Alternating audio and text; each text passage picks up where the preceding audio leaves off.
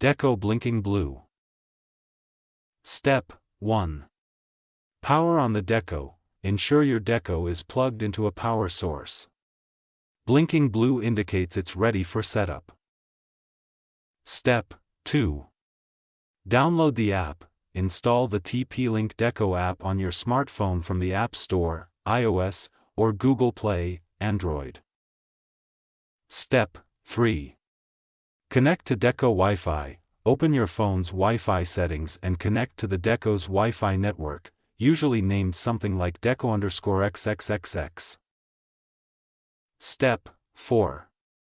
Open the app, launch the DECO app, log in or create a TP-Link ID, and follow the setup instructions. Step 5. Pair DECO with app. The app will search for your DECO. Blinking blue means it's ready to connect. Confirm the device once found. Step 6.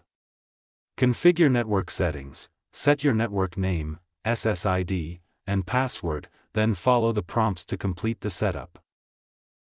Step 7. Wait for solid white light. Once the DECO setup is successful, the blinking blue light will turn solid white, indicating it's operational.